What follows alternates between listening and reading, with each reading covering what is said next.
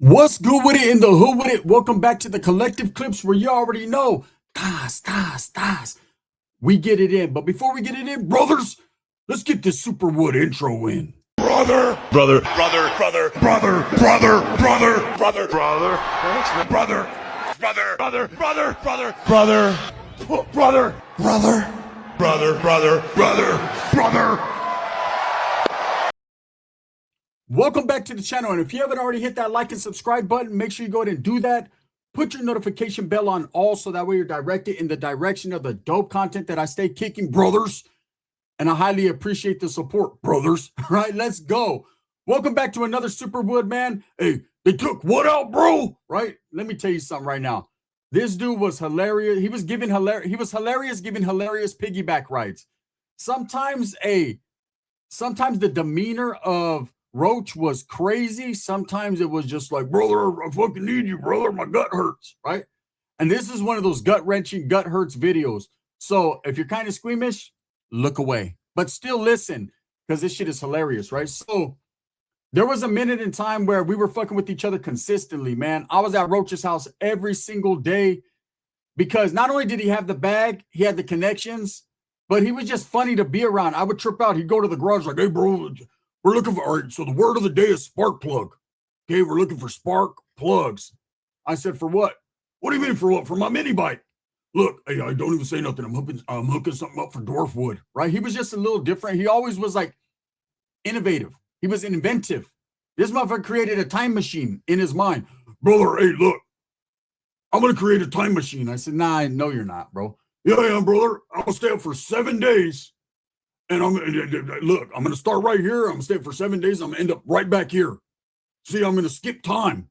I said, no, you're not skipping time. You're just high than a motherfucker. And along the way, bro, whatever I see, then I can come back and we can use it for the flux capacitor. Motherfucker, this ain't Back to the Future. Okay? This is back to the 16th. I already know what you're doing, right? Just because you smoke a big bowl and you work on a lawnmower doesn't mean you created a fucking time machine, Elon Musk. Stop it, right? But he was always into shit like that, inventing shit and everything.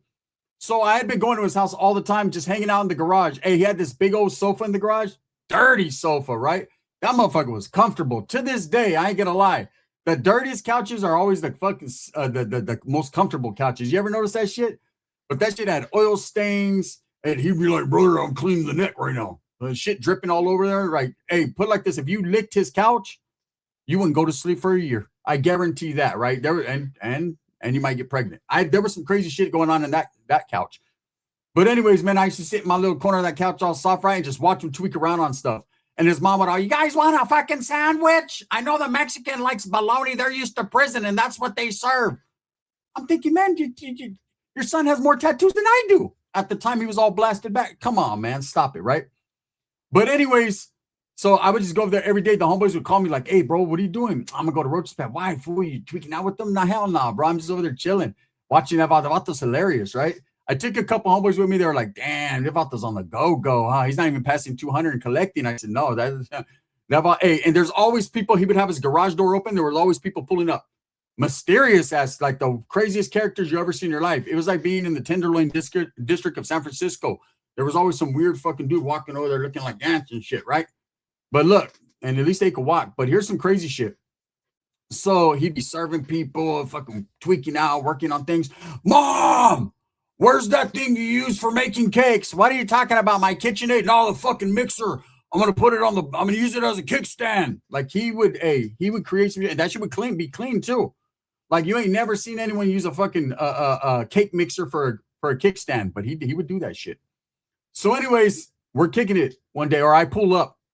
And I'm going to get right back to the couch, man, chilling. I'll be chopping up with chicks and shit on the phone while Roach is fucking creating a time, right? And he's like, brother, I don't think I want a company today. Shut the hell up, bro. I'm going to chill out. I got the key to fucking everything here. I'm just going to chill and kick it. Fuck you mean you don't want no company, bro? You're in the garage like you are every day. Oh, brother, my gut hurts. I was like, what happened? You know what I mean? It's a gun-wrenching fucking experience, brother. Look, man, when a white man's stomach hurts, a white man's stomach hurts. I said, maybe you got that shit, cirrhosis of the liver or something. Bro, that's something different, brother. Look, earlier today, I peed out a boulder. I said, what does that mean? You know what I'm saying? You cheek something and you peed it out? He said, no, brother. oh no, what is that called? But it was a rock. I said, you ain't never peed on it right now. Mind you, I'm a fucking ex-convict, fucking Norteño Mexican gang member from the streets. I don't know nothing about medical terminology or none of that shit. Like the most I ever had was a broken arm. Like I don't know nothing about peeing out stones and all that, right? So he's like, no, brother, you don't understand. I pissed a rock out. It was about that big. I said, bro, you're imagining how big you want your next rock to be. Stop it, right? He's like, no, bro, my gut hurts. I'm pissing out rocks. Mom, tell him. She's like, he fucking pissed out a kidney stone. I said, what's that? Hey, we have rocks inside of us? He's like, no, brother, it gets technical. Look, white people created it, right? So let me break it down for a fucking Mexican because you guys don't understand shit but making tacos and building fucking canopies. Roofing. You fuckers are good at roofing, right? Look, your body starts to develop enzymes. I'm like, look, bro, save it, Dr. Emmett Brown. You ain't pissed down the rock. Bro, I'll show you. I kept it. I'm like, what the fuck you mean you kept it? And sure enough, there was like a little dark gravel, right? A rock. I was like, that was in you? He was like, bro, look, are you trying to make fun of me?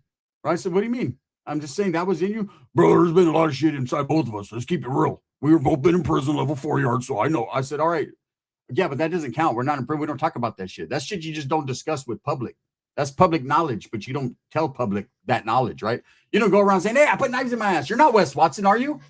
You know what I mean? Hey, every video, hey, I fucking stuck something on my... No, you don't do that. You just be like, you have to have one of those sad faces when you do it. Yeah, I had to hoop something, right? You have to do it like that because if you're all happy and festive about it, you enjoyed that shit.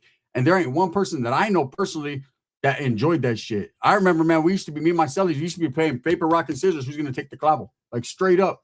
Like, damn, bro, we got 2 pieces and 3 bundles. Fuck, right? Hey, I ain't even gonna lie. I be trying to fish the bundle to the fish down the tier. Hey, bro, what's up? Hey, I need a bottle. Can I get at you? Can I get at you? Yeah, what's up, bro? And I'm gonna put it on paper for your eyes only, right? Shoot him a bundle. Go ahead and secure that. Secure pack. Straight up. But anyways, I was like, that was in you? He was like, yeah, bro, my gut hurts, brother. I don't even feel like talking right now. I said, okay, well, you haven't stopped talking since I got here. Yeah, bro, it's the meth. You know how it is. I said, yeah, I know how it is. So I don't get to watch you tinker around in this motherfucker today? No, bro, I appreciate if you probably came back like in a couple of days. Let me rest. I said, cool. I get it, man. He wasn't feeling well. You could tell that motherfucker was as yellow as this Pittsburgh hat.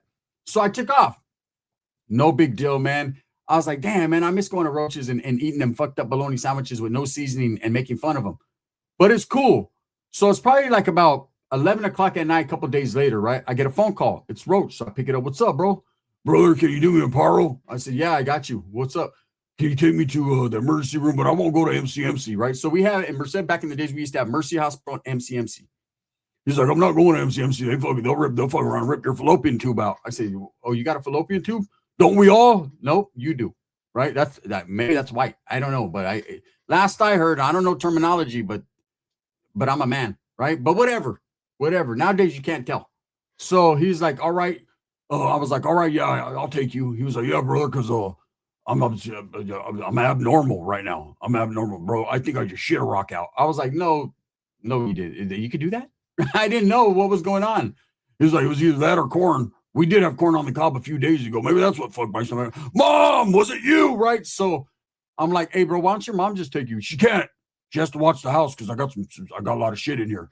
So I'm like, all right, you couldn't call no other homeboys? Come on, brother. We're white. We don't rely on each other. We rely on the Mexicans to do our dirty work. I said, well, fuck you then. Fuck you, bro. If you don't pick me up, I'm gonna need that money you owe me. I said, well, what time you want me to pick you up? Right now. My fucking stomach hurts. So he didn't want to go to the hospital in Merced. He wanted to go to the one in Turlock. Everyone does that. Everyone slides to the one. I don't know why, but Turlock has a cool hospital, right? My daughter was born there. I remember my baby's mom's whole stomach was fucked up. Keep going down the highway 99. She didn't want to go over there, right? So, boom. We pull up there. His mom is like 10 minutes behind us. I thought she was white. That's the white thing to do, I guess, right? He wanted to get chauffeured to this motherfucker. So I take him in there and he's getting hella dramatic. My God, I need a wheelchair. My gut, right? Now, I didn't know what type of fucking pain he was in. Like, I never had kidney stones and all that, right? Like, I don't know about that. And it was more so than that. So anyways, I go in there, man. He's like right there. Brother, you think I can smoke before I go in? We're at the hospital. We're in the parking lot. There's security and shit. The motherfucker's like, I don't give a fuck. I'll whip their ass. With the fucked up stomach, I'm white. right? So he's blowing the bubbler right there at the emergency room. I'm like, I'm embarrassed. There's Mexicans looking at me, shaking their head like, Mr. George, that stupid ass norteño is with that white crazy guy, Mr. George, right? I'm like, oh, fuck. So I bring out the wheelchair. Some nurse comes out, some guy. He's like, is he okay? Was he smoking drugs? I was like, no, he's taking his pain medication. I don't know. So he gets in there. He's like, brother, wait, grab the pipe. It's right there. Grab it. I'm burning my hand on it. Ah! So I get him in there, right? He has to fill out paperwork and shit. His mom comes in and I'm like, I thought you were staying at the house. Well, this is an emergency. Okay, yeah, I get it. Maybe I could leave. No, I need you to stay here because what if I pass out? What if my kidneys don't? All right. So I'm waiting in the waiting room. They take him back. I can't go back there with them, right? So they get him all weighed and blood work, whatever they do to him. And me and his mom are kicking it out there and we're just bullshitting. And like I said, she used to hate me. She used to love me. Sometimes she hates me. Sometimes she loves me. Sometimes she shakes my paw. Sometimes she mugs me, right? It was what it was that particular day, depending on how she felt. And I always thought she had a little bit of a crush on me, but no fucking way. Have you ever seen Bette Midler? You ever seen Bette Midler when she wasn't middling anymore? That was his mom's, right? Fuck that thing. She looked like she had no seasoning, right? Just I know that motherfucker smelled like straight up Arby's. I'm cool. So anyway, I never even thought that way, but a fleeting thought. One time when she went at that, she was trying to wink and shit, and she had been on Gigi. I'm not gonna lie, man. White chicks, they work differently. So, anyways, finally they're like, "Hey, you guys can go back." So he's all hooked up. He's like, "Your brother, they said I'm passing kidney stones." I said, "All right, well that's cool." He's like, "Yeah, so I just gotta just sit here until I pee him out." I was like, "Well, that's cool. I'll just jam to the pad and come back. And if you need a ride or whatever, your mom's going to give you a ride. You're cool." I said, "Hey, my bad, bro, for making fun of you and shit." He's like, "I told you, Mexicans don't listen to white people. That's the problem. If you listen to us, you guys would be rich by now." I said, "Well, what happened to you?" "I didn't listen to us." So I'm like, yeah, exactly. You guys listen to the same welfare department worker that I listen to. Motherfucker, straight up. Your stamps are not stamping more than mine are stamping. Believe me, the purple on your paper stamp is not purpler than mine. "Sure is, brother. You know what I'm saying? Because there's a white man on that stamp. Always remember that. And when you see a Mexican man on the stamp and not a Mexican man with stamps, then we're gonna talk, right?" So I'm sitting there. I'm like, "All right, bro, I'm gonna jam. I'll be back." He's like, "All right, brother. Thank you, man. I appreciate you." I leave. I don't get home when my phone starts to ring and it says, "Mom, you need to come. They're gonna do surgery. Something's wrong," right? So I get back. I drive back. It's about 30-minute drive from where I'm staying, right? I drive back and I'm like, "Hey, can I go and see him?" They're saying, "No, he's in surgery." Right. So I'm like, damn, he's in surgery over kidney. So I'm like, "Hey, my friend," I'm telling, there's a nurse that goes by. I said, "My friend, he gets brought in. He has kidney stones. He's pissing him out. And now he's in surgery." And she was like, "Oh, yeah, that's not kidney stones. That's something else." I said, "Yeah, but I seen a stone." She was like, "You looked at his penis?" I said, No. Fuck no. I looked at a stone that he saved. And she was like, "Oh, yeah, well, usually they dissolve. And I was like, I don't know. I seen a fucking rock. It looked like about a half gram. And that's the only way that I could explain it to you. You understand grams? I know you understand." She was like, "I think." I said, "Okay, well, when you talk to me, we're gramming and 16ing, right? So that's what I understand." So anyway, she's like, "I don't know. He's in surgery right now. His mother just left." So I'm like, "What the fuck?" Right? So she leaves for about an hour and she comes back. She got Jack in the Box. She got food. "You want a taco?" I said, "You got taco? I'll have you. You got tacos?" She's, "No, I got one for you, fucking Mexican. I got me a fucking chicken sandwich." I was like, let me guess, with no spice, not spicy, nothing, with just mayonnaise, of course. So we're eating right there. We're waiting. They're like, "Okay, you guys can go up." And as we're walking, they're like they're not go up, but he's on the floor, ground floor level. As we're walking, right, I could hear him fucking screaming, like yelling, "Hey, motherfuckers, brother, this is 23 on my white power." I'm like, oh shit, he's getting into straight fucking level 4 zone. So I start walking fast and I'm like, "Hey, are you good, Wood, or what?" "Fuck no, I'm not good. I'm gonna whip this doctor's ass. They took what out?" I'm like, "What do you mean they took what out?" Right? So this is what happened, right? Let me tell you, it didn't end there. This is what happened. Little did I know, before I got there, this motherfucker called Dwarfwood. He called Hurley, called four or five other fucking crazy ass Woods that I had never met, that I hope I never meet again. Like, he called the whole squad. Motherfuckers was coming to take that fucking place hostage. They were going to do some John Q shit, only white people style, right? I'm like, oh, hell no. I'm like, "What's up, man?" The doctor's like, "Hold your friend," right? He's trying to rip things out of his arms. "Brother, I'm a fuck. Oh, my gut hurts. My gut." I'm like, "What's wrong?" The doctor says, look, you initially brought him in for kidney stones. Yes, he has kidney stones. He still needs to pass his kidney stones, and it's probably going to hurt him while he's stitched up. I said, well, why'd you stitch him up? Like, I'm not getting it. Shit, maybe it's because I'm not white, brother. Right? But I don't get it. What the fuck's going on with the homie? He's like, look, while we were checking him, we realized that something was going on with his appendix. His appendix burst, right? So they had to do immediate surgery to whatever they had to do to take it out.